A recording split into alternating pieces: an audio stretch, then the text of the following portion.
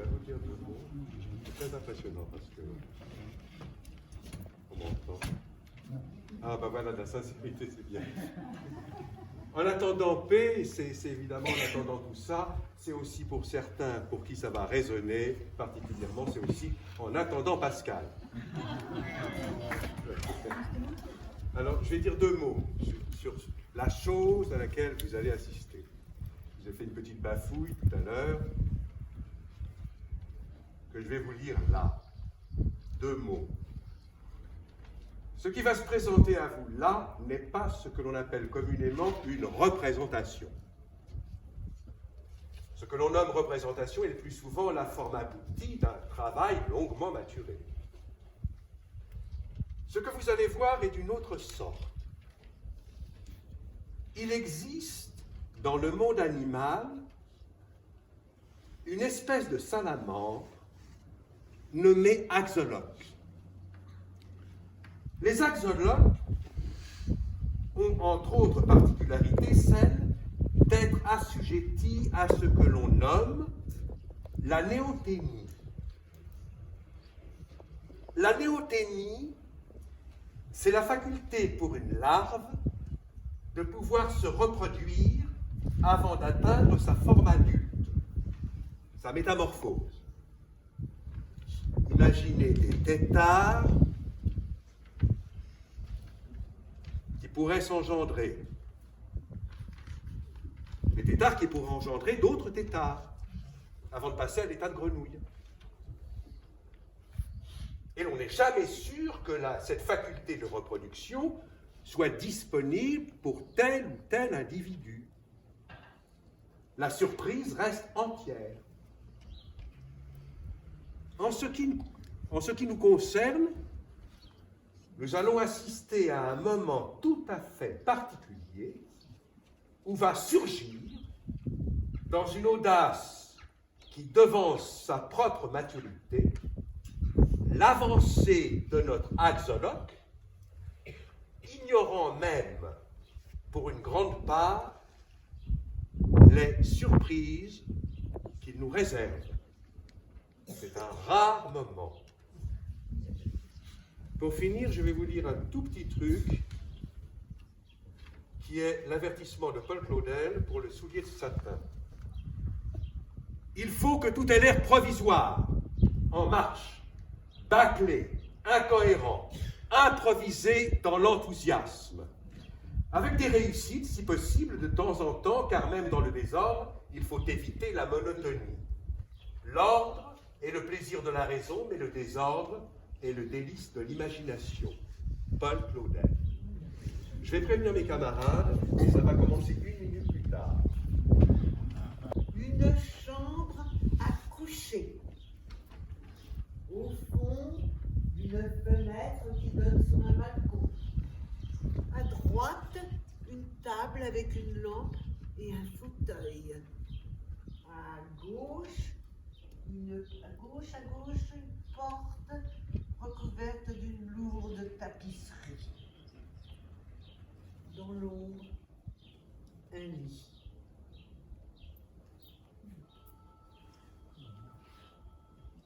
Scène 1, le monologue de la princesse.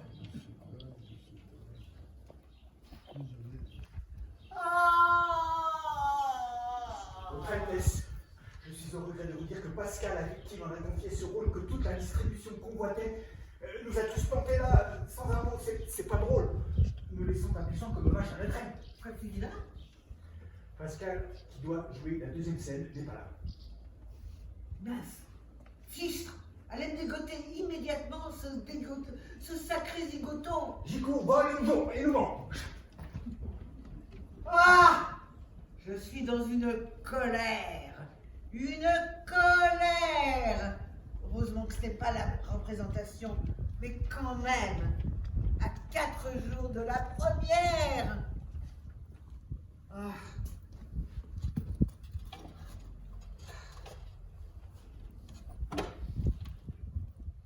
Qu'est-ce qui t'arrive, Judith? Laisse croître encore ta colère.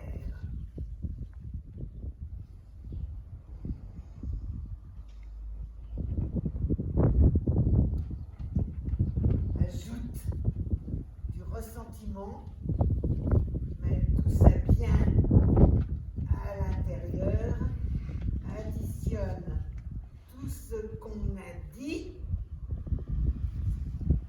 et t'es parti mon kiki?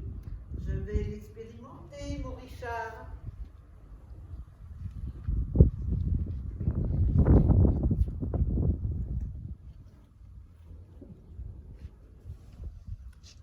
Voici l'hiver de notre déplaisir, changé en glorieux été sous ce soleil d'York.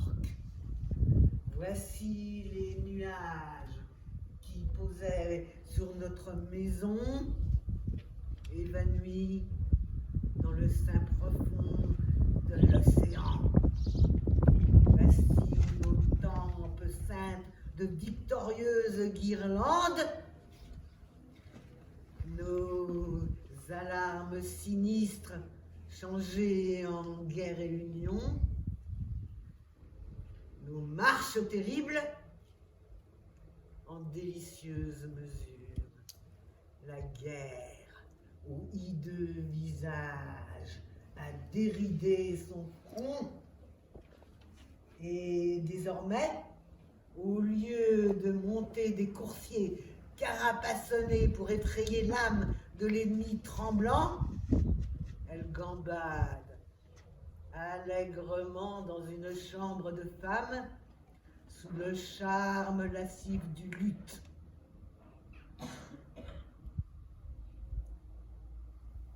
Mais moi,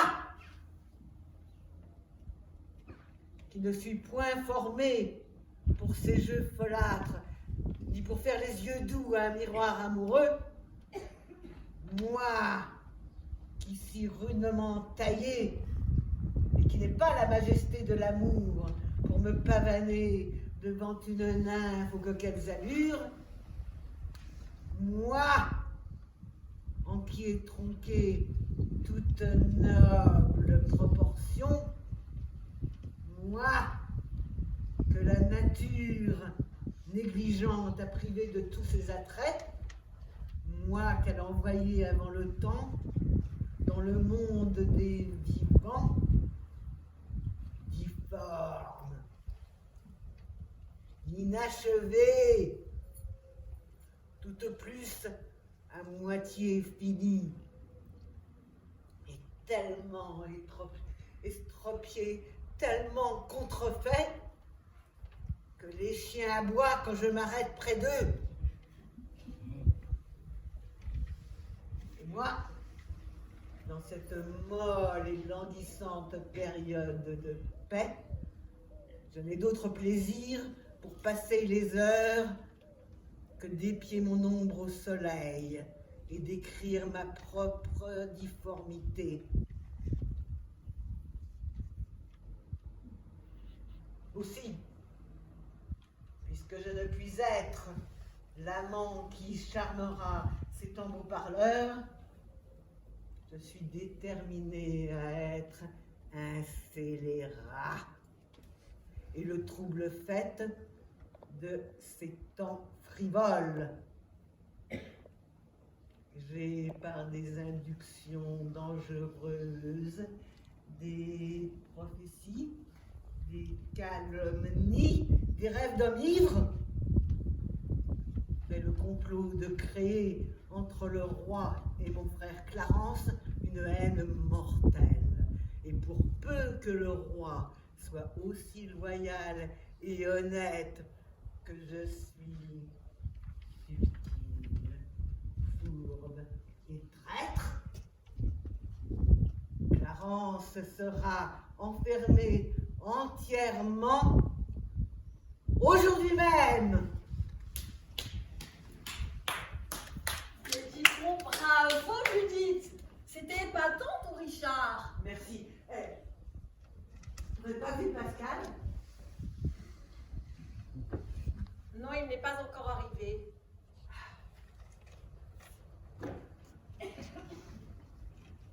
Je viens de t'entendre dans ton Richard, ça résonne. Avec mon phèdre, je peux te montrer? Ah, au point où ça en est, montre-moi.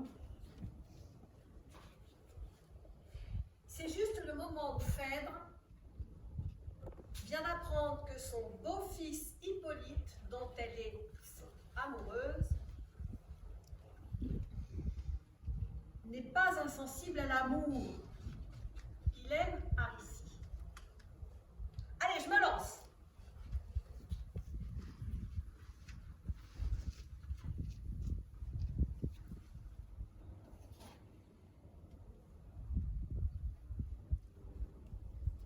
Il sort.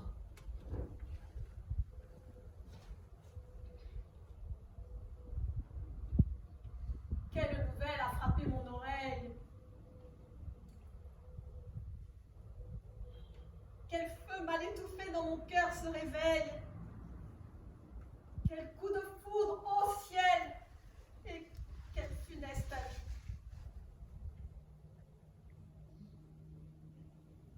Je volais tout entière au secours de son fils et m'arrachant des bras des nonnes épouvantées, je cédais aux remords qui me tourmentaient.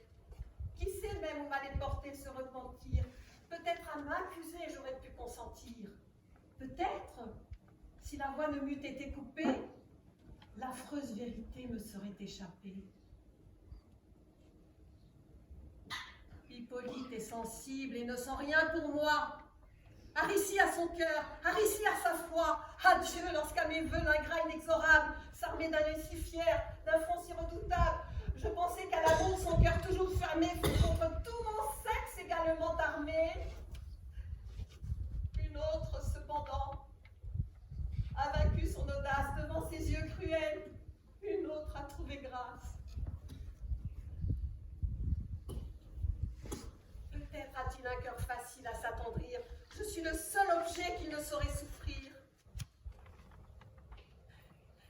Et je me chargerai du soin de le défendre. Énone, sais-tu ce que je viens d'apprendre? Non, mais je tremble à ne point vous mentir. J'ai tremblé du dessein qui vous a fait sortir.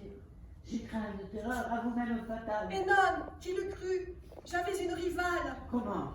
Hippolyte aime, et je n'en puis douter.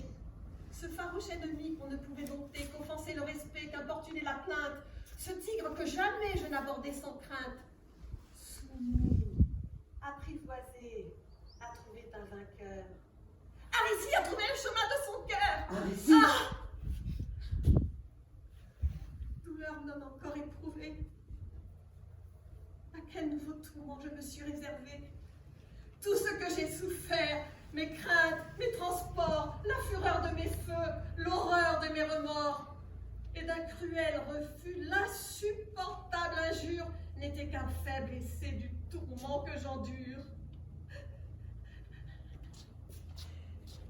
Ils s'aiment. Par quel charme ont-ils trompé mes yeux?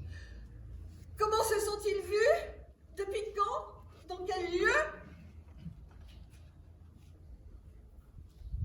Tu le savais. Pourquoi me laissais-tu séduire? De leur furtive ardeur ne pouvais-tu m'instruire? Quels fruits recevront-ils de leurs vaines amours? Ils ne se verront plus. Ils s'aimeront toujours. Au moment que je parle, à mortelle pensée, ils bravent la fureur d'une amante insensée. Malgré ce même exil qui va les séparer, ils font mille vœux de ne se point quitter. Non, je ne puis souffrir un bonheur qui m'outrage. Énone, prends pitié de ma jalouse rage. Il faut perdre Aricie. Il faut, de son époux, contre un sang odieux, réveiller le courroux. Laissez madame une injuste terreur. Regardez dans notre œil une excusable erreur. Vous aimez, on ne peut vaincre sa dignité. Par un charme fatal, vous fûtes entraînés. Est-ce donc un prodige inouï parmi nous? L'amour n'a-t-il donc triomphé que de vous? La faiblesse aux humains n'est que trop naturelle. Mortelle, subissez le sort d'une mortelle. Qu'entends-je? Quel conseil oses-t-on me donner?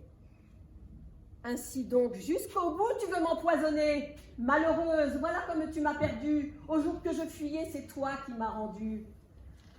Tes prières m'ont fait oublier mon devoir. J'évitais Hippolyte et tu me l'as fait voir. De quoi te chargeais-tu? Pourquoi ta bouche impie a-t-elle, en l'accusant, osé noircir sa vie? Il en mourra peut-être, et d'un père insensé, le sacrilège veut peut-être est exaucé. Je ne veux plus te voir. Va-t'en, monstre exécrable. Va! Laisse-moi le soin de mon sort déplorable. Ciel, pour la servir, j'ai tout fait, j'ai tout quitté, et j'en reçois ce prix. Je l'ai bien mérité. Bonsoir, madame, on se connaît? Non, je ne crois pas. Ce matin, j'ai écouté une annonce à la radio. Il disait qu'il y avait une adresse à Valréas où l'on pouvait aujourd'hui, à l'heure qu'il est maintenant, dire un poème de Neruda. Alors je suis rentrée, je vous ai vu. J'ai l'impression, madame, que vous m'avez posé question. Eh bien, j'ai répondu, tout simplement. Maintenant, si vous voulez bien me laisser seule. Une simple question, comment vous vous appelez? Excusez-moi. Énone du plancher. Maintenant, si vous voulez bien me laisser seule.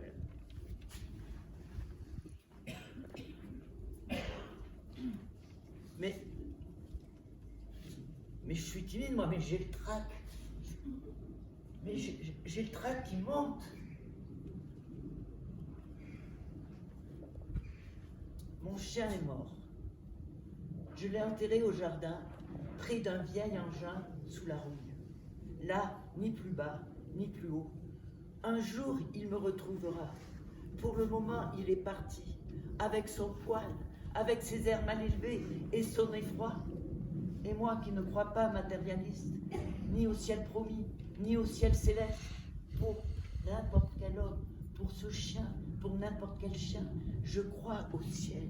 Je crois en un ciel où je n'entrerai pas, mais où il m'attend lui, en agitant sa queue ainsi qu'un éventail, pour qu'à mon arrivée, l'affection m'y accueille. Ah, je ne vous dirai pas ma tristesse ici-bas, celle d'avoir perdu un très bon compagnon, car il ne fut pas pour moi un serviteur. Il eut à mon égard une amitié de hérisson, gardant sa suzeraineté, une amitié d'étoile éternelle, sans autre intimité que celle nécessaire, sans exagération. Il ne grimpait pas sur mon linge, me couvrant de poils de gris. Il ne se frottait pas mes genoux, comme ces obsédés sexuels à quatre pattes. Non, il me regardait, m'accordant l'attention dont j'ai besoin, l'attention pour faire comprendre à un vaniteux que dans sa condition de chien, avec ce regard-là, plus pur que les miens, il perdait son temps. Pourtant, il me regardait, m'accordant le regard que m'avait réservé toute sa douce vie poilue, sa vie de silencieux, près de moi, sans jamais me déranger. Ah, j'ai souvent regretté de n'avoir pas de queue pour vagabonder avec lui sur les rivages. La nuit, à l'île Noire, dans l'infinie solitude, là-haut, l'espace est traversé d'oiseaux glaciales et mon chien bondit, hissurte, chargé d'un voltage marin plein de mobilité. Mon chien renifleur errant qui arbore sa queue dorée face à l'océan et son écume, joyeux, joyeux, joyeux comme un chien sait être heureux, sans histoire avec le naturel tout-puissant de l'effronterie. Il n'y a pas d'adieu pour mon chien disparu. Il y aura de mensonges entre nous. Il est mort, je l'ai enterré, voilà, c'est tout.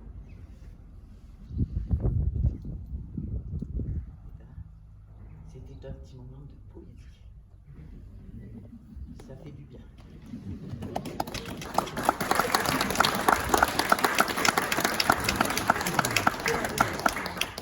Je vais maintenant continuer mon petit chemin de bonhomme.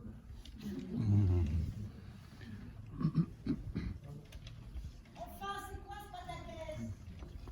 Non mais franchement, chacun y va de son petit air là. Quand je pense que je me suis privée d'une soirée crème pour venir assister à ce foutoir, et bien puisque c'est comme ça, moi aussi j'y vais de mon côté. Allons-y pour les crèmes. Oui, j'ai déjà eu l'occasion, je vous dois une confidence. J'ai déjà eu l'occasion de vous montrer que j'avais des facilités d'équitation, d'écolution, d'élocution. Mais jamais que j'avais un violon dingue, un dada. Mon dada, c'est la cuisine. Surtout la pâte à frire, les gâteaux. Bon, c'est pas pour moi, j'en mange pas, j'en mange plus. Ça me faisait grossir, je me suis arrêtée à temps. Mais c'est pour le plaisir d'en faire et d'en offrir. Je fais des crêpes, par exemple. Mais pas n'importe quelle crêpe, hein. Si vous voulez de l'inédit, j'ai fait une découverte à la Poire du Froc, à la fête municipale du bois d'épices dans le bois de Vincennes. J'ai dû marcher sur la marchande, enfin je vous passe les détails. J'en viens aux proportions. Alors là, c'est très simple. Il suffit de retenir 3. 3 comme les 3 de Gibraltar. Qu'est-ce que ça veut dire ça?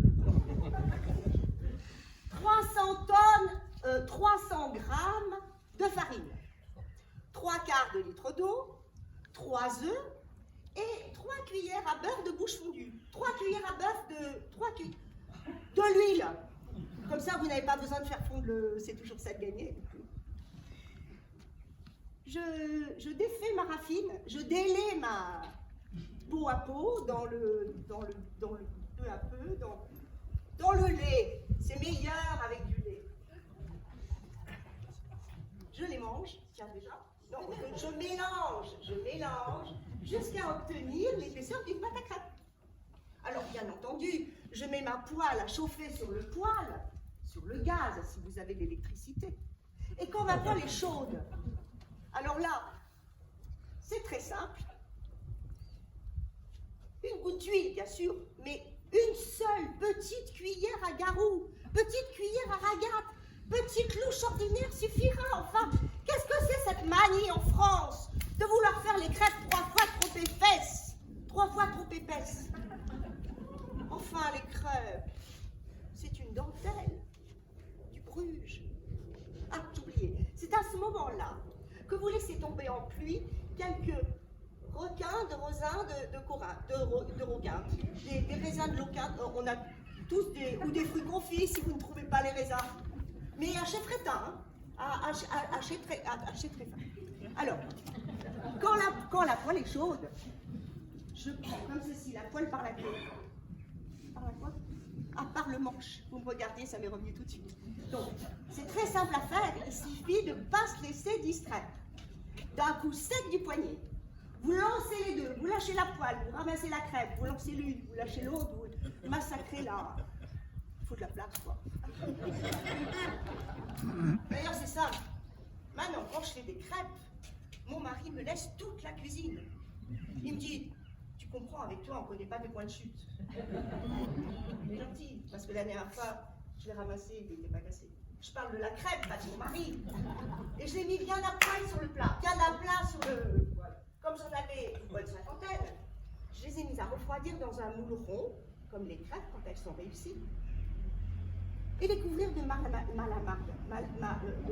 de purée de fruits, puisque c'est le but de la recette. Vous voyez, franchement, c'est à la portée d'un enfant. Et je mets l'enfant au four.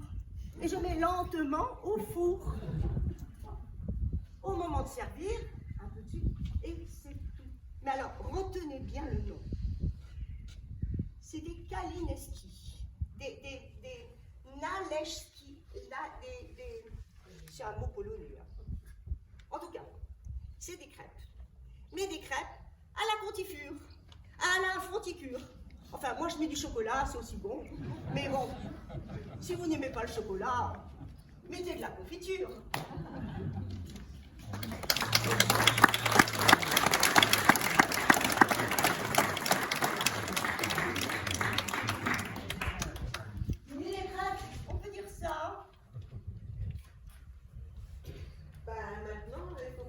L'obligation de répondre à la Pâque. La quoi? La Pâque. La Pâque, avant de passer à autre chose. Ok. Vous allez comprendre. On commence tout de suite. Élément premier, table.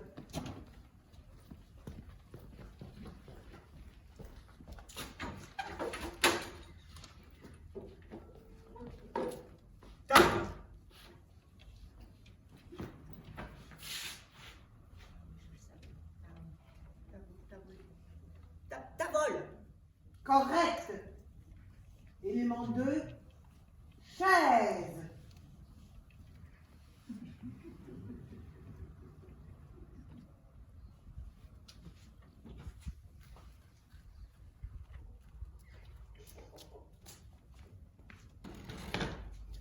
Chaise.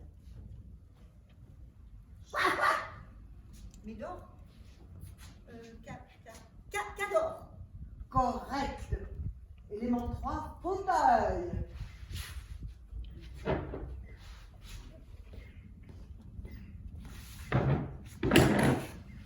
Fauteuil.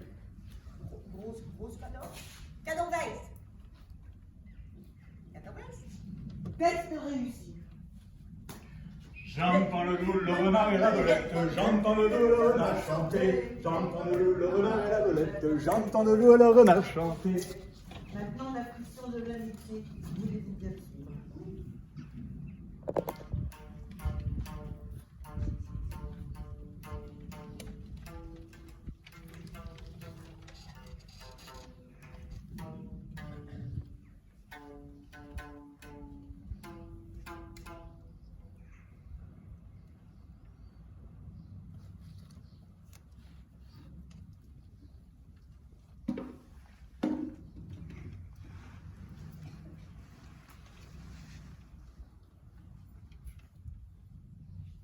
Moi, c'est Amandine.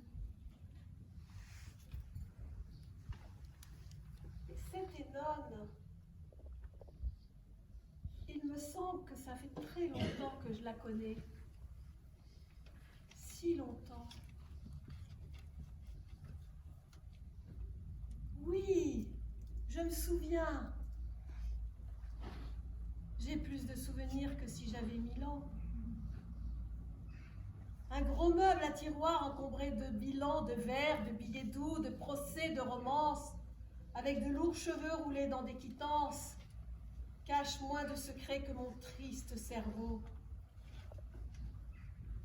C'est une pyramide, un immense caveau, qui contient plus de morts que la fosse commune.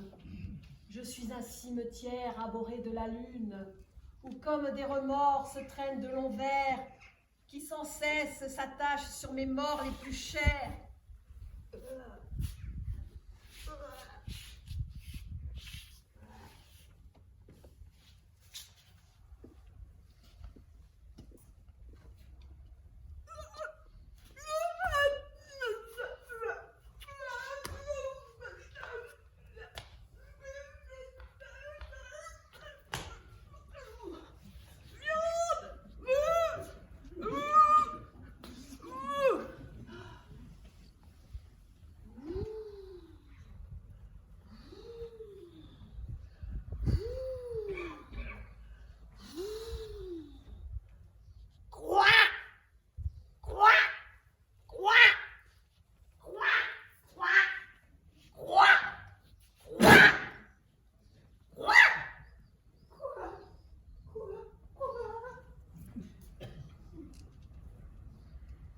Je suis un vieux boudoir, plein de roses fanées, où gît tout un fouillis de modes surannés, où les pastels plaintifs et les pâles bouchées seuls respirent l'odeur d'un flacon débouché. Rien n'égale en longueur les boiteuses journées, quand tout au long des neigeuses années, l'ennui, fruit de la morne insécurité, prend les allures de l'immortalité. Désormais, tu n'es plus en matière vivante qu'un granit entouré d'une pâle épouvante.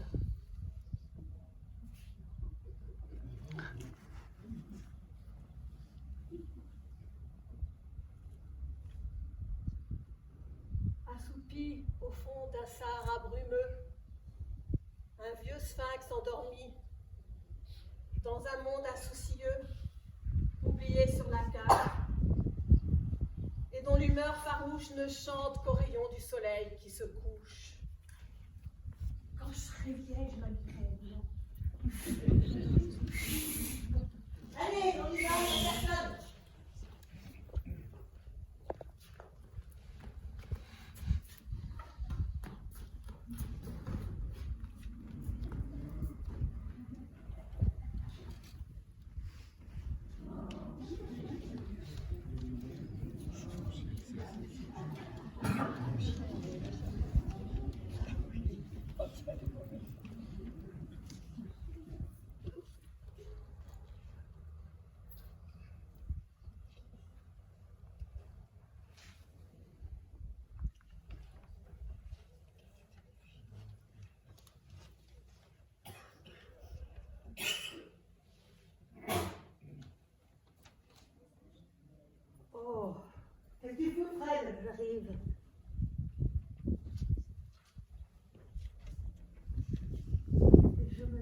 à la rivière, croyant qu'elle était jeune fille. Mais elle avait mari. Cela advint une nuit de la Saint-Jean, comme presque par obligation. Les réverbères s'éteignirent, s'allumèrent les grillons. Au coin des dernières enceintes, je touchais ses seins endormis, et ses seins s'ouvrirent d'un coup comme un bouquet de jacinthe. L'amidon de son jupon sonnait à mon oreille comme une pièce de soie que déchire Dieu. Son allure nacrée alors si on grandit les arbres, et un horizon de chiens loin de la lumière aboie. Passer les murs sauvages, passer les joncs et les aubergines, sous la motte de ses cheveux, je fais un trou dans le limon. J'enlevai ma cravate. Elle quitta sa robe. Moi, ma ceinture avec revolver, elle, ses 4 corsages. Ni les nards, ni les coquillages peau si fine ne possèdent, ni sous la lune les cristaux de tant d'éclat ne brillent. Ses cuisses m'échappaient comme poisson surpris, la moitié pleine de feu, la moitié pleine de froid. Cette nuit-là, je parcourus la plus belle de mes routes, chevauchant jument de nacre, sans reine et sans étrier. En tant qu'homme, je me dirais les choses qu'elle me disait. La lumière de l'entendement me demande d'être mesurée. Sale des baisers, du sable et de la boue, je me l'emportais. Et avec les lèvres se battaient les épées des iris. Plus fort. Gitan authentique je suis, et en tant que tel, lui offrit un grand nécessaire à coudre, satin paille, mais ne voulut point m'enamourer, car, ayant mari, elle se dit jeune fille, quand à la rivière je la menais.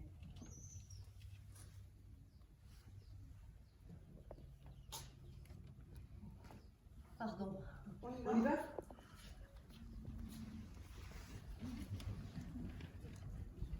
C'est pas n'importe quoi.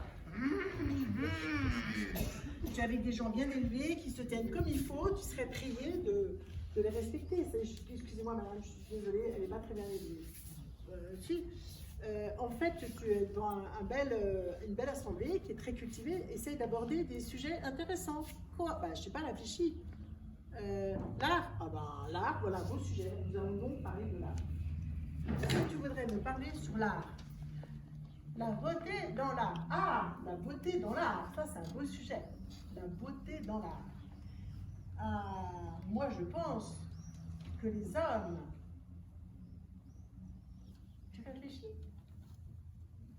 La beauté dans l'art, oui, c'est un sujet qui est quand même pas facile. Bon, je sais que les hommes sont très libres, mais moi je crois aussi que les animaux ont une grosse part là-dedans. Il faut, pour que les hommes soient libres, il faut aussi que les animaux soient libres. Par exemple, que les chats, chat, les chiens, chien, les poissons rouges, Attends, tu me coupes pas trop. Les perroquets cacapo, les ouistiti rigolo. Attends, tu me coupes pas. Que tous les animaux, les flamants rouges, les merles noirs, les homards bleus, les crevettes grises, tous les animaux sont libérés par l'art. Ok. Écoute, je vais continuer à parler comme ça parce que tu fais trop de bruit. Donc la beauté, c'est comme une baguette magique. Avec la beauté, on peut tout faire. Avec la beauté peut faire disparaître les guerres, les maladies, les épidémies. Magique, oui, comme une baguette magique. Avec la beauté, on peut faire apparaître la joie, l'harmonie, la beauté, oui. Quand créer de la beauté? Pour créer de la beauté, c'est facile. On peut créer de la beauté en dessinant, en peignant, en sculptant, en jardinant avec de la bouillie bordelaise, en cuisinant avec un sanglier aux fraises, en faisant une belle famille comme Tante Noël. Il y a plein de faire de la beauté, en jouant du théâtre, en jouant du clavecin, en jouant de la guitare, en créant des parfums. Tout ce qui est créatif, tout ce qui est expressif, tout ce qui est esthétique crée de la beauté. Ok. Et la beauté sauvera le monde. C'est qui? La beauté sauvera le monde? C'est qui a dit? Ah, la beauté sauvera le monde, c'est Dostoïevski qui l'a dit. Ah, c'est Dostoïevski qui l'a dit. Attends, on va relever cette chaise parce que... Voilà. La liberté sauvera le monde. Oui, la liberté sauvera le monde. La liberté sauvera le monde. Oui, la liberté sauvera le monde. C'est Dostoïevski qui l'a dit. Non, c'est Basquiat. Non, c'est Dostoïevski. Basquiat. Jean-Michel Basquiat. Non, c'est Dostoïevski. Basquiat. Dostoïevski. Basquiat. Non, Dostoïevski. Dostoïevski. Et vive les bouillis, vive les maquis, vive les kakis, vive les Scooby-Doo, vive les sacapiquis. Y de pronto se abrieron como un ramo de jacintos. Quelle merveille ce Lorca. En français, ça ferait je touchais ses seins endormis. Sa poitrine s'ouvrit à nous, comme un bouquet de jacinthe. Oh, la jacinthe, ça m'inspire. Excusez-moi. Oui. Excusez-moi, je vous vois là tous les jours assise en face de moi et je me disais que nous pourrions peut-être faire connaissance. Faire connaissance. Je vois que je vous dérange, excusez-moi, c'était complètement idiot de ma part, je vous laisse tranquille. Hein. C'est bon, revenez. Asseyez-vous. Vous avez une chaise là. Merci.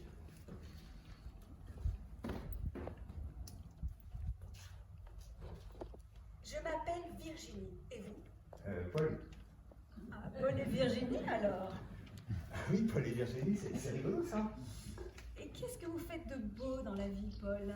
Eh bien, je suis écrivain. Tiens donc. Ça vous étonne? Non, c'est précisément ce que j'avais imaginé en vous voyant prendre ces notes dans votre petit carnet. Ah d'accord, mais vous aussi vous prenez des notes dans un petit carnet. Ne me dites pas que vous êtes écrivain également. Eh bien si, de théâtre. Ah, de théâtre. C'est bien ça, vous êtes dramaturge alors? Eh oui. Ah, très bien.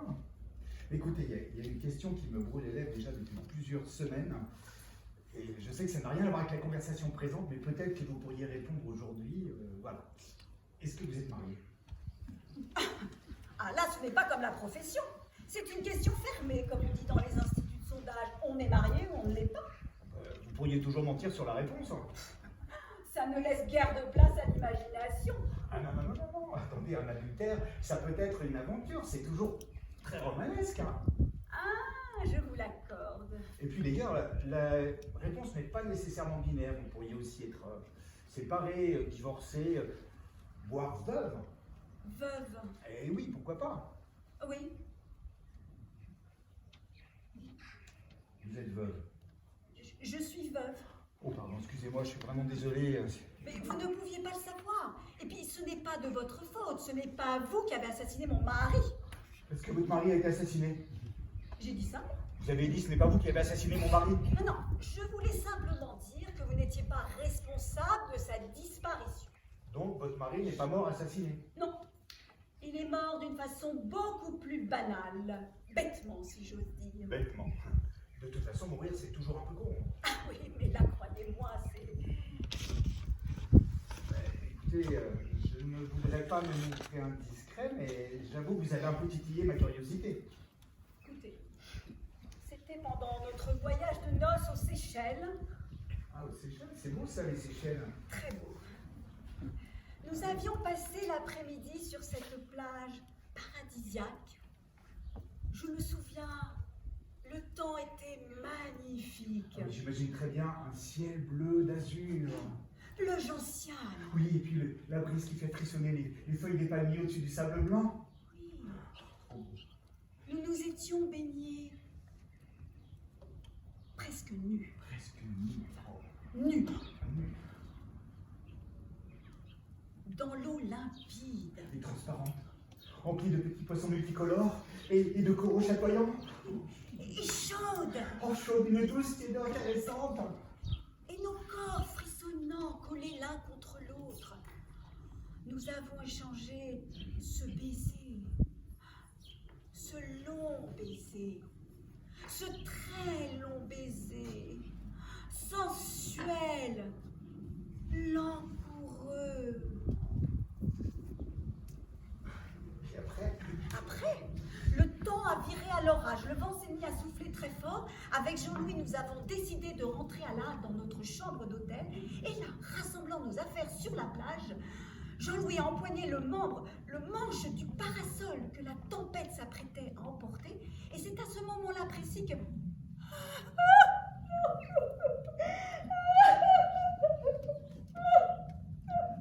Virginie, que quoi? qu'il a eu un coup de foudre. Un coup de foudre? Mais avec qui? Un éclair de feu s'est abattu sur lui. Non, un missile balistique russe égaré jusqu'aux Seychelles. Je m'étais sur les Russes, mais ils s'arrêteront où des Russes? Non, vous n'y êtes pas du tout. La foudre, tout simplement. Le parasol a attiré cet éclair comme un paratonnerre. Jean-Louis a été foudroyé, il est mort sur le coup. Oh bah merde. Ah oui. Finalement, je ne serais restée qu'à marier qu'à peine une semaine. Oh, c'est vraiment... Con, je vous l'avais dit, c'était une mort stupide. Ah bah... Et ça s'est passé il y a longtemps? Et il y a bientôt 3 ans. 3 ans? Bon, il y a déjà un peu d'eau qui a coulé sous les ponts. Peut-être qu'il serait temps de tourner un bout de cette page douloureuse et d'envisager l'aspect plus positif de la chose. Ah oui? Comme quoi, par exemple? Par exemple? Bah, par exemple, voilà, maintenant, par exemple, eh bien, par exemple, vous êtes libre maintenant, par exemple. Ah bah oui, ça on peut le dire. Et vous? Moi? Là, vous êtes libre? Oui, enfin, je suis marié, mais je suis libre. Là, vous m'intriguez, Paul. Ah, c'est pourtant très simple, Virginie. Bah, je vous écoute. Eh bien, moi, je suis libre, mais c'est ma femme qui ne l'est pas. Votre femme n'est pas libre. Elle est en prison. Et comme chacun sait, en prison, on n'est pas libre, donc ma femme n'est pas libre. Alors que moi, en revanche, je suis totalement disponible. Enfin, pas de problème. Oui, c'est formidable. Revenons-en à votre femme. Elle est en prison pour combien de temps? Ah, si tout va bien, en 10 ans. Si tout va bien. Oui, avec la réduction de peine pour bonne conduite et tout le tralala. Alors, je vais peut-être me montrer indiscrète à mon tour, mais qu'a-t-elle fait pour se retrouver en prison? Une tentative d'homicide. Carrément. Elle a essayé de me tuer. Oh non, pas vous. Mais heureusement pour elle, et accessoirement pour moi, j'ai survécu. Et comment a-t-elle fait pour essayer de vous tuer? D'une façon on ne peut plus banale. Avec un revolver. Un revolver, mais quelle idée! Mais de toute façon, elle vous a raté. Ah non, c'est pas exactement comme ça que les choses se sont passées.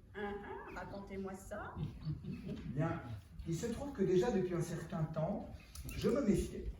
Alors j'ai décidé de fouiller ses affaires et j'ai trouvé le revolver qu'elle cachait dans son sac à main.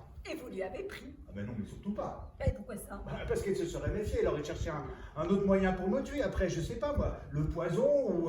Oui, le poison. Mais c'est tellement plus féminin. Non.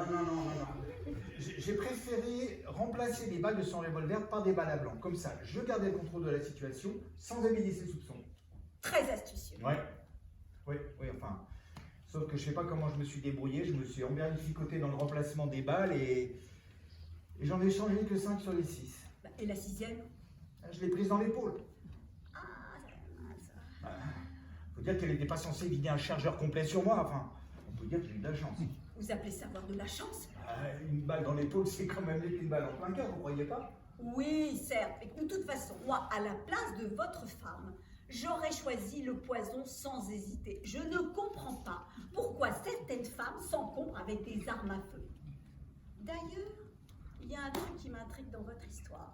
Oui. Qu'avez-vous fait à cette pauvre femme pour qu'elle vide un chargeur complet sur vous? Oh, mais ça c'est complètement... une histoire complètement banale, sans intérêt, enfin... C'est un peu comme la vôtre d'ailleurs, enfin... Non, Paul, ne soyez pas trop modeste. Là, j'avoue que vous me surclassez largement. Et donc?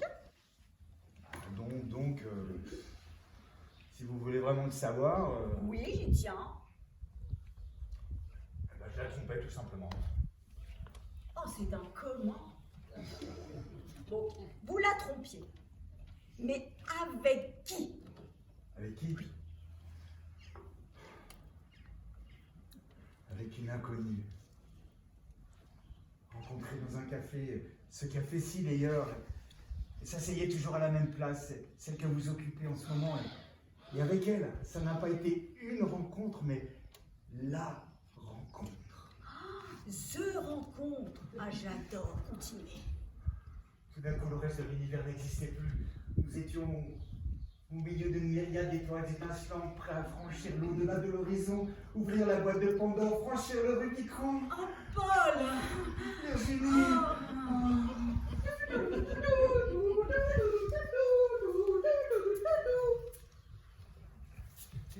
Je vous apporte présentement, express et sans embâche, cette missive recommandée pour la gente dame, de leur nom marqué figure sur la face sud de ce courrier.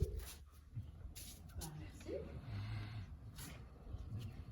Je vous signale, itou, que la calèche immatriculée 23 GT 2054 07 a été effrayée par un fleuve la traversant. Bien, bonjour chez vous. C'est très étrange. Cette lettre ne m'est pas destinée du tout. Maintenant, il y a marqué 2 mises dessus. Ah, je vais la prévenir. Au revoir, monsieur. Bonne journée. Au revoir, madame.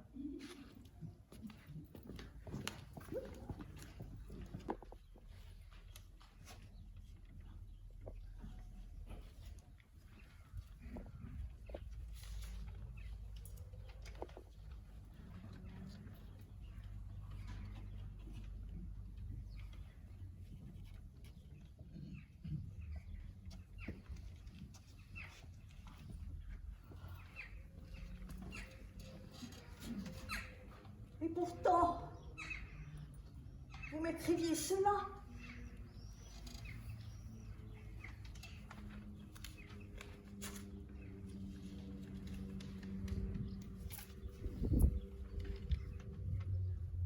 Vous veniez vers moi, légère, marchant vite de ce pas rythmé que j'adore, blottie dans vos fourrures, vous ne me voyez pas. Votre robe flottante s'est tout à coup collée sur votre corps gracile par un caprice du vent. J'en ai été émue.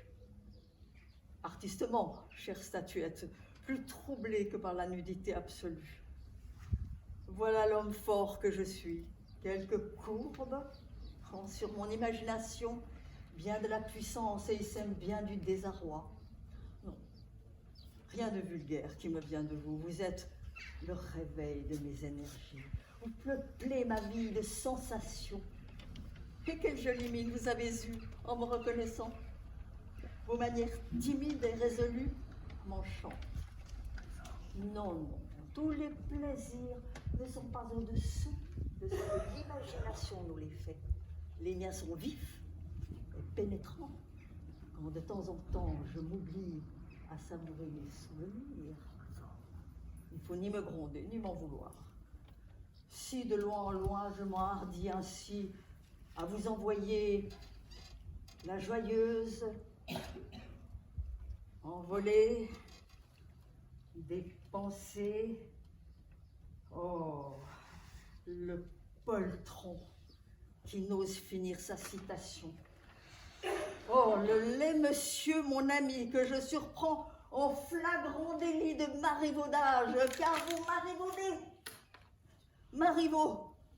Marivaudant sans le savoir, on a là son excuse. Mais vous, le sachant, n'en avez aucune.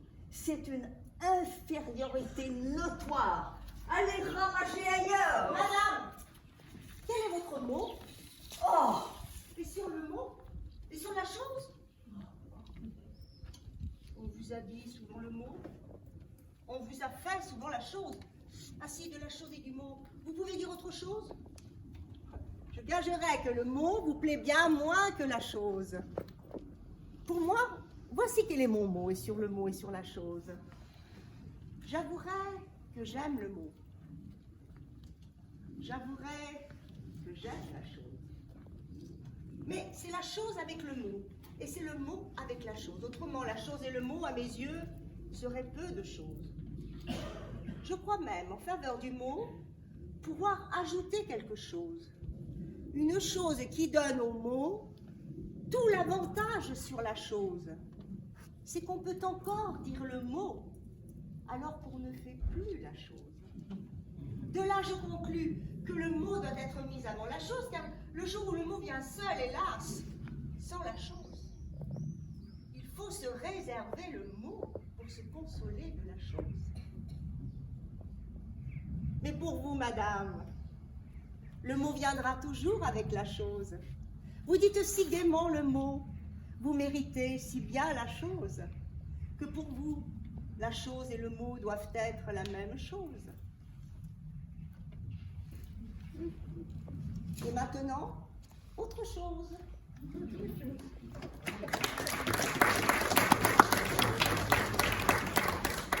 Mes aises.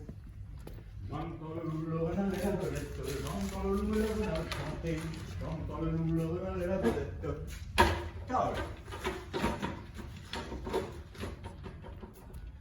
J'entends le loup, le renard et la belette, j'entends le loup et le renard chanter. Cador.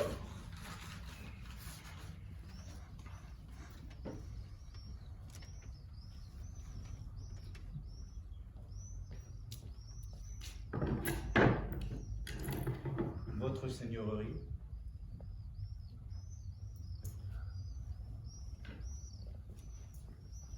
On s'ennuie de tout, mon ange. C'est la loi de la nature. Ce n'est pas ma faute. Si donc aujourd'hui, je m'ennuie d'une aventure qui m'a préoccupée pendant 4 mortels mois, ce n'est pas ma faute. Si donc, j'ai eu autant d'amour pour toi que toi de vertu, et c'est beaucoup dire, il n'est pas étonnant que l'un ait fini en même temps que l'autre.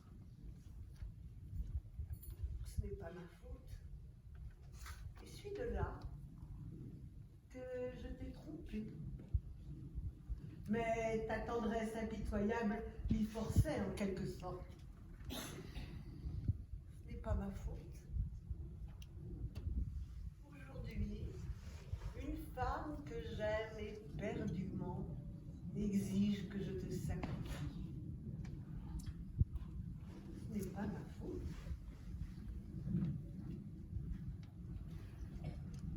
Je sens bien que l'on va crier au parjure.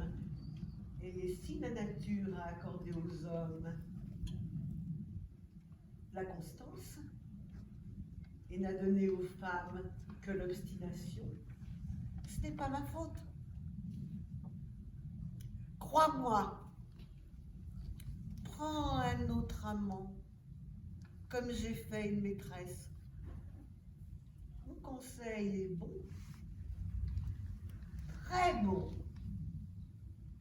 Si tu le trouves mauvais, ce n'est pas ma faute. Adieu, mon ange. Je t'ai prise avec plaisir. Je te quitte sans regret. Je te reviendrai peut-être. Ainsi va le monde. Ce n'est pas ma faute.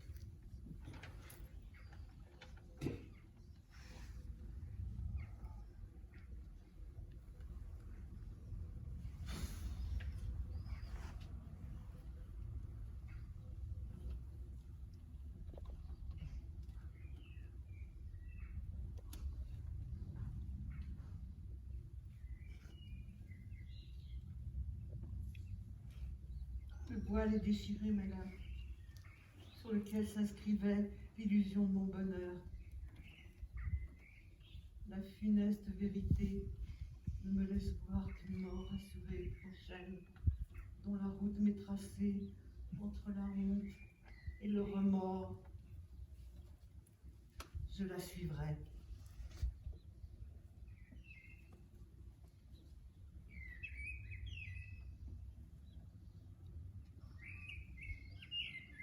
Quand le malheur est au terme, l'amitié même augmente nos souffrances et ne peut les guérir. Quand les blessures sont mortelles, tout secours devient inhumain. Tout sentiment n'est étranger que le désespoir. Et rien ne me convient que la nuit profonde où je vais ensevelir ma honte. J'y pleurerai mes fautes, si je peux pleurer encore, car je n'ai pas versé une larme depuis hier. Mon cœur flétri n'en fournit plus.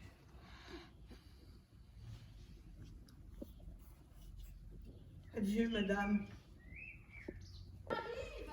Récapitulons. Chambre 54, l'obèse breton qui ne peut pas se passer de son billet à chaque repas. Chambre 63, le jeune belge à la houppe, en culotte de golf, je vous demande un peu, qui cauchemarde toute la nuit si son fox ne dort pas à son chevet. Chambre dite 33, vas-y, ça m'est. Ah, mais où est-ce qu'elle est? Voilà. Madame, allez, on va aller au fauteuil. Allez, levez-vous. Je vous tiens. Allez, on se lève. Allez. Oui, bravo. Vous avez gagné. Allez, un pied. Oui, Nilou, tu vas dans ta chambre. Hein. Allez, on y va. Très bien, c'est parfait. Et voilà, on arrive. Allez, un pied, l'autre pied. C'est très bien. Allez, madame du plancher. On arrive, on se tourne. Oui, voilà. On pose au retard, pardon, ses fesses au milieu du... Voilà. Je vous laisse. Je reviens tout à l'heure pour votre piqûre d'hippocampe éléphanto-camélos. Ah, puis il y a le 43 avec les épinards, là, il faut passer avec les boutons. Vous savez, pas mon mot, là.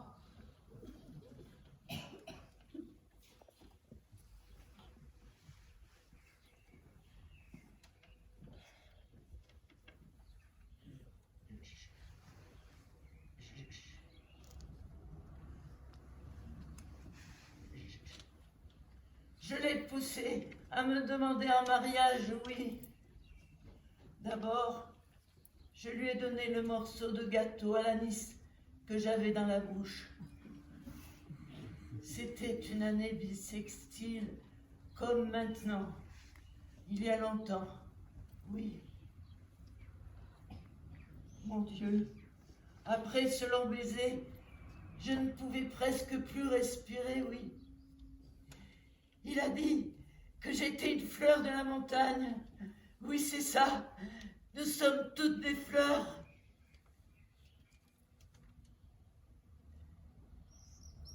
Le corps d'une femme. Voilà une vérité qu'il a dite dans sa vie qui est vraie. Et le soleil, c'est pour toi qu'il brille aujourd'hui. C'est pour ça qu'il m'a plu, car j'ai bien vu qu'il comprenait, qu'il ressentait ce qu'était qu'une femme. Et je savais que je pourrais toujours faire de lui tout ce que je voudrais. Alors, je lui ai donné tout le plaisir que j'ai pu, jusqu'à ce que je l'amène à me demander de dire oui. Au début, je ne voulais pas le croire. Je regardais le ciel, la mer. Je pensais à tant de choses qu'il ignorait, à ces drôles de petites ruelles, à ces maisons roses, jaunes, bleues, à ces jasmins, à ces lilas, à ces géraniums, à à ces cactus, à Gibraltar. Oui, quand j'étais jeune, fille de la montagne. Oui, quand j'ai mis la rose dans mes cheveux, comme le faisaient les Andalouses. Peut-être aurais-je dû mettre la rouge. Oui. Et comme il m'a embrassée sous les murs des morts, alors j'ai pensé, bon, autant lui qu'un autre. Et puis j'ai demandé avec mes yeux qu'il me demande encore de dire oui. Et puis il m'a demandé si je voulais oui, si je voulais dire oui, ma fleur de la montagne. Alors je l'ai entouré de mes bras, oui, je l'ai attiré tout contre moi pour qu'il puisse sentir tous mes seins, mon odeur. Et puis son cœur battait comme un fou. Et j'ai dit oui, je veux oui, j'ai dit oui.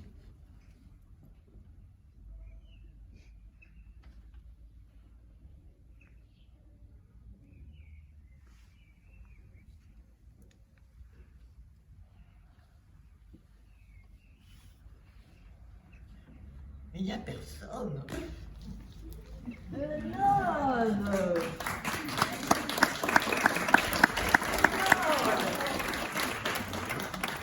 Vous oubliez votre fauteuil. Oh là là, ça va. Oh, c'est énorme.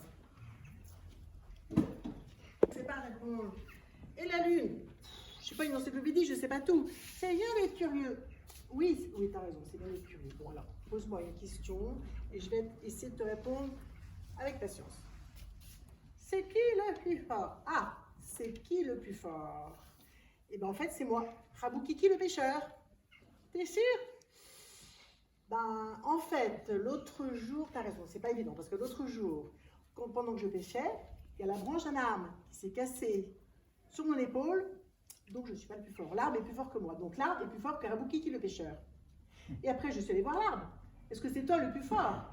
Et l'arbre a répondu non, non, non, plus fort que moi, il y a le vent. Le vent qui me fait partir par terre, qui me fait tomber, qui bouge mes feuilles. Donc je suis allée voir le vent, et le vent, il m'a dit, donc le vent, il est plus fort que l'arbre, il est plus fort qu'Araboukiki le pêcheur. Donc je suis allée voir le vent, je lui ai dit, est-ce que c'est toi le plus fort? Et le vent a dit, non, plus fort que moi, il y a le mur qui m'empêche de passer. Alors je suis allée voir le mur, et le mur, il m'a répondu, non, plus fort que moi, il y a la petite souris. Ah, c'est moi le plus fort? Ben, je sais pas, est-ce que c'est toi le plus fort? C'est qui le plus fort que toi? Le chat. Ah, donc, le chat est plus fort que la souris, qui est plus fort que le mur, qui est plus fort que le vent, qui est plus fort que l'arbre, qui est plus fort que Raboukiki le pêcheur. Donc je suis allée voir le chat. Et le chat, il m'a dit, plus fort que moi, il y a le chien, il me mord, il me fait mal, le chien, je l'aime pas du tout, j'ai très peur de lui. Donc après, je suis allée voir le bâton. Et le bâton, il m'a dit, non, plus fort que le bâton, il y a le feu. Le feu qui me brûle, et après, je ne suis plus rien. Donc, le feu est plus fort que le bâton, est plus fort que le chien, est plus fort que le chat, est plus fort que la souris, est plus fort que le mur, est plus fort que le vent, est plus fort que l'arbre, est plus fort que Raboukiki le pêcheur.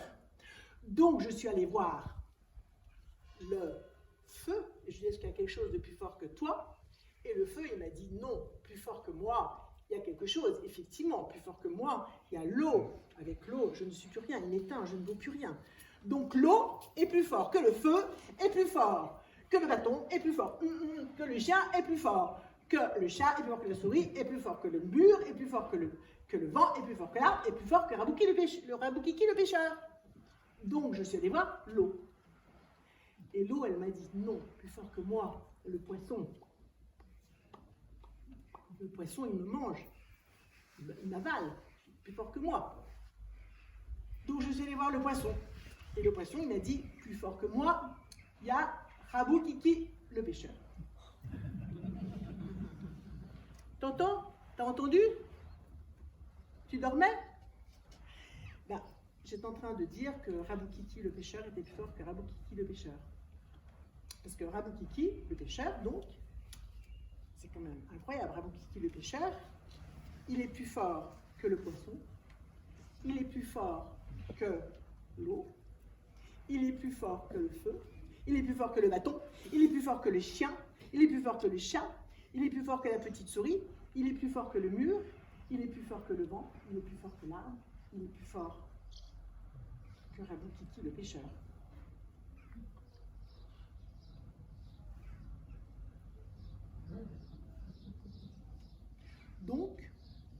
Donc, cette histoire ne veut rien dire. Alors, excusez-moi de vous avoir fait perdre du temps avec une histoire qui n'a aucun sens.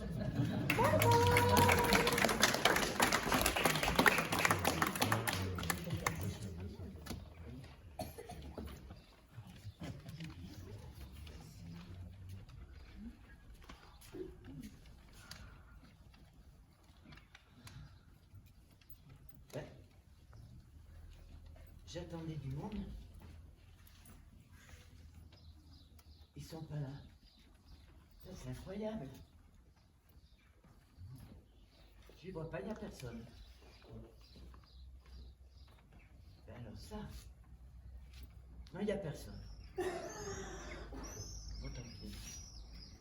Je vais vous dire un poème. Les Innommés de Joël Manfredo. Oh, ils viennent par-delà le Nil, ce grand fleuve qui prend sa source dans le lac béni des dieux. L'Afrique souveraine y mire ses yeux. Ce sont des Nubiens, ils avancent pieds nus. L'ébène luisant de leur vaste torse reflète la laine brûlante du soleil, enflamme leurs pics d'airain pointés vers le ciel. D'autres Nubiens, sandales dorées, pagnes nacrés, se joignent à cette cohorte musclée soulevant des nuages de poussière. Devant, des eunuques dodelinants, tenant à l'aise des girafes aqueducs porteuses d'eau qui brunissent de leurs naseaux des vapeurs d'églantine dans l'air surchauffé de l'ancien Soudan. Impassible sur son trône, reine sans nom, les yeux fermés, sur sa nef chaloupée, elle avance au son de sa renommée. De ses pas légers, la caravane s'enfonce dans la nuit lactée, tandis que dans le lointain, le ricanement jacassant d'une hyène chacale au regard angulaire laisse le désert lapidaire étonnamment solitaire. Mais il n'y a personne.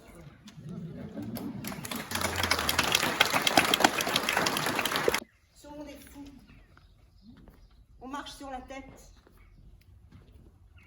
Quand je pense que nous ne sommes pas nés pour recouvrir cette terre de mélasse grise,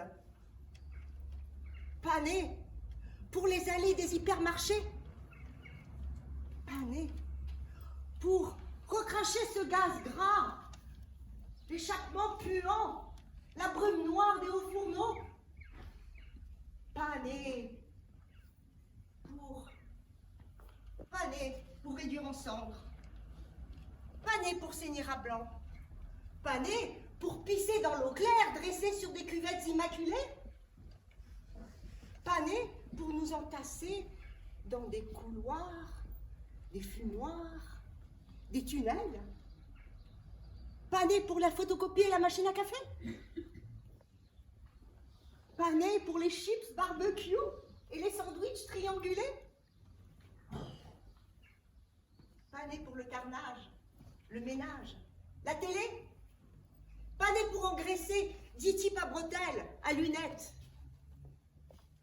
pas nés pour Wall Street, pas nés pour l'argent, pas nés pour Kim Kardashian.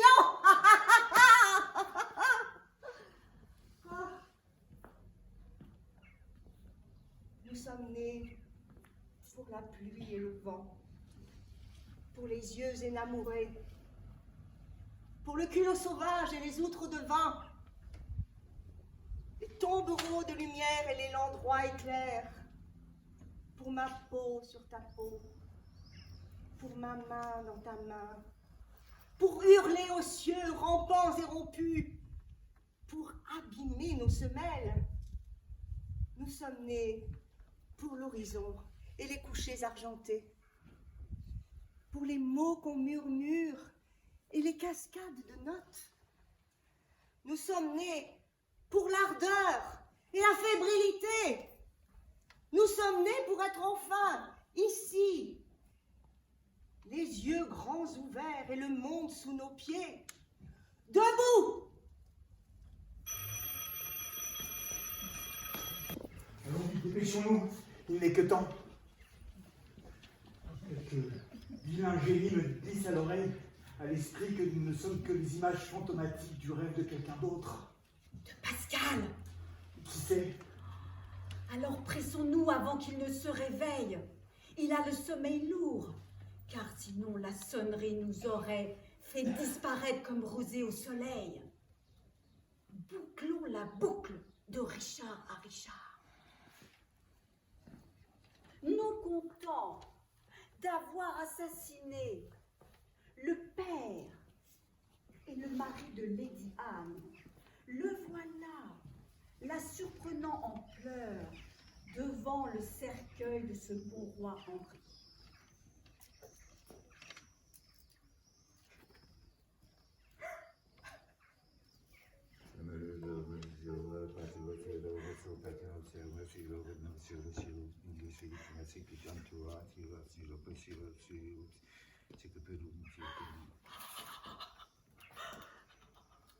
Douce sainte, au nom de la charité. Hideux démon, au nom de Dieu, hors d'ici, tu as fait ton enfer de la terre heureuse, tu l'as rempli d'imprécations et de blasphèmes profonds. Si tu aimes à contempler tes actes affreux, regarde ce chef-d'œuvre de tes boucheries. Dieu, qui fit ce sang, venge cette mort. Terre, qui boit ce sang, venge cette mort. Ciel, foudroie le meurtrier de tes éclairs. Ou bien terre, ouvre ta gueule béante et avale-le vivant, comme tu engloutis le sang de ce bon roi qu'a égorgé son bras, gouverné par l'enfer. Belle dame, vous ne connaissez pas les principes de la charité qui rend le bien pour le mal, les bénédictions pour les malédictions. Scélérat, tu ne connais aucune loi, ni divine, ni humaine. N'est-il pas de bêtes si féroces qui ne connaissent l'impression de la pitié? Je ne la connais pas, je ne suis donc pas une bête. Oh, miracle! Entendre les démons dire la vérité! En miracle plus grand, voir les anges si furieux. Veuillez permettre, perfection divine de la femme, que je me justifie à loisir de ces crimes supposés. Veuille toi-même, infection gangrénée de l'homme, permettre que pour ces crimes reconnus, je maudisse à loisir ta maudite personne. Ah, beauté que la langue ne peut décrire. Donne-moi patiemment le temps de m'excuser. Monstre! La pensée ne peut rêver. Tu n'as plus pour excuse valable qu'à te pendre. Par un pareil désespoir, je m'accuserai moi-même. Non, par ce désespoir, tu t'excuserais en vengeant dignement sur toi-même tant d'autres indignement assassinés. Et si je ne les avais pas assassinés? Eh bien, ils ne seraient pas morts, mais ils le sont. Et par toi, diabolique scélérat. Je n'ai pas tué votre mari. Il est donc vivant. Non, il est mort, tué de la main d'Édouard. Par la gorge de ton âme, tu mens. La reine Marguerite a vu ton couperet meurtrier, tout fumant de son sang, et tu le retournais contre elle-même quand tes frères en ont repoussé la pointe. J'étais provoqué par son langage calomnieux, qui rejetait leurs crimes sur ma tête innocente. Tu étais provoqué par ton âme sanguinaire, qui ne rêva jamais que boucherie. N'as-tu pas tué ce roi?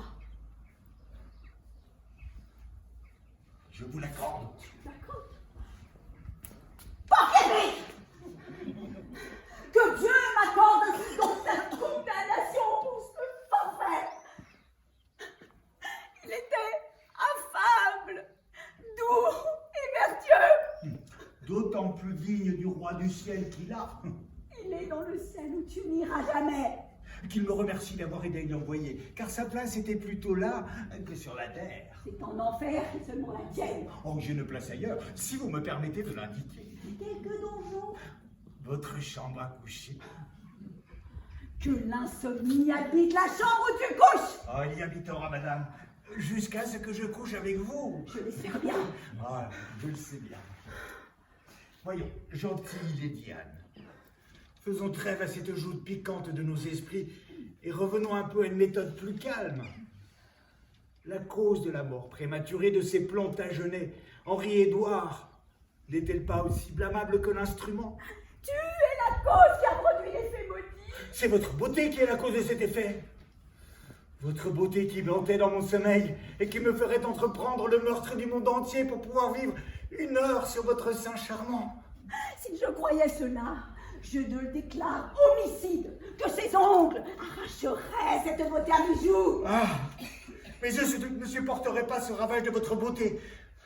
Vous ne la flétririez pas si j'étais là. Elle m'anime comme le soleil anime l'univers. Elle est mon jour, ma vie. Qu'une nuit noire assombrisse ton jour et la mort t'habite. Ne te maudis pas, toi-même, belle créature. Tu es l'un et l'autre. Je le voudrais pour me venger de toi. En lutte contre nature, te venger de qui t'aime.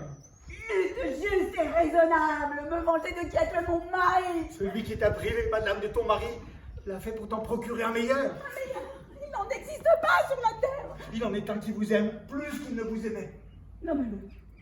Plantagenet. Mais c'était lui. C'en est un du même nom, mais d'une nature meilleure. Oui, où est-il? Ici.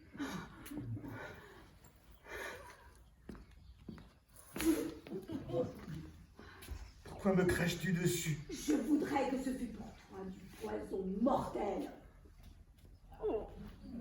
Jamais poison n'est venu d'un si doux endroit. Jamais poison ne dégoûta sur un plus hideux crapaud. Hors de ma vue, tu blesses mes yeux. Tes yeux charmants, agréables dames, ont blessé les miens. Que ne sont-ils les basiliques pour te frapper à mort? Je le voudrais bien, car maintenant il me tue d'une mort vivifiante.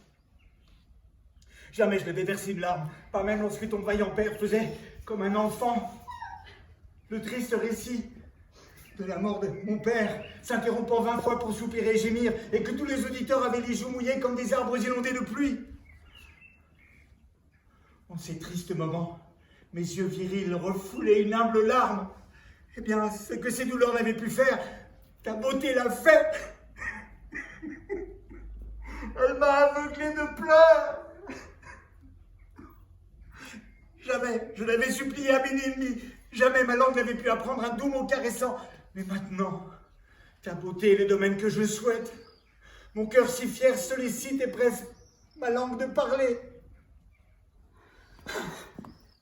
Ah, n'enseigne pas un tel dédain à ta lèvre, car elle a été faite pour le baiser, madame, et non pour le mépris.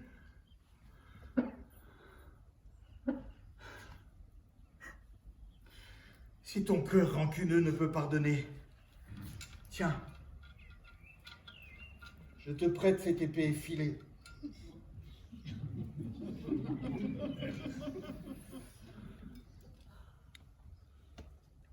Si tu veux la plonger dans cette poitrine loyale et en faire partir l'âme qui t'adore,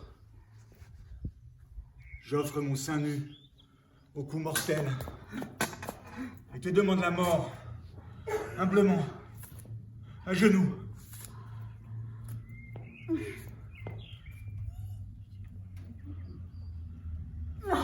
Allons, ne t'arrête pas, c'est moi qui ai tué le roi Henri, mais c'est ta beauté qui m'a provoqué.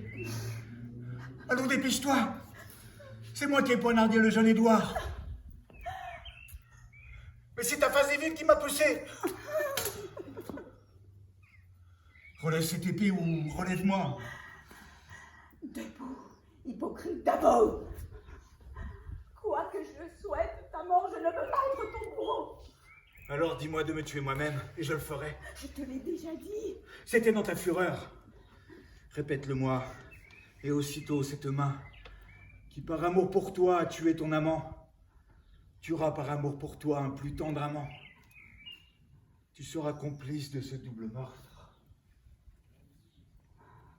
Je voudrais connaître ton cœur. Il est représenté par ma langue. L'un et l'autre sont faux, j'en ai peur. Alors jamais homme n'a été vrai. Allons. Mettez votre épée. Dites donc que la paix est faite. Vous le saurez plus tard. Mais puis-je vivre dans l'espérance? Tous les hommes y vivent, j'espère. Daignez porter cet anneau.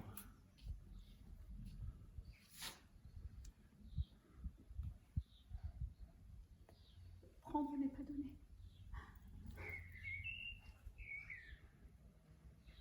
Vois comme cet anneau enlace ton doigt. Ainsi ton sein enferme mon pauvre cœur. Maintenant, si ton malheureux et dévoué serviteur peut encore solliciter une faveur de ta gracieuse bonté, tu assures son bonheur à jamais. Quelle est cette faveur?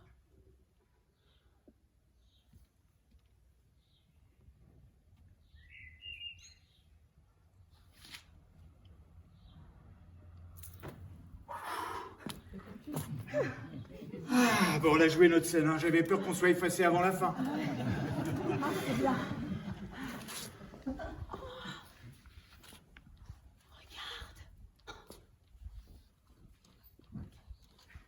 Ah, c'est magnifique.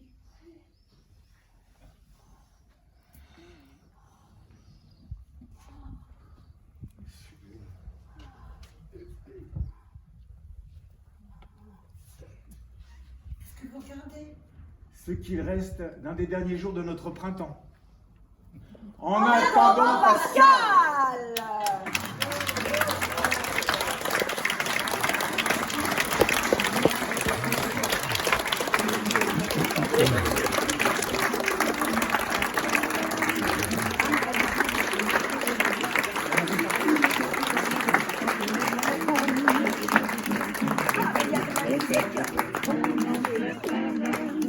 Oh non, sans tout cela, on n'aurait pas d'ennui. Oh non, tous nos tracas seraient bien vite enfuis. Car si la Joconde n'avait pas son fameux sourire, si Cambronne n'avait pas eu son petit mot à dire, si François Ier s'était payé une bicyclette, on n'en serait pas là. Si de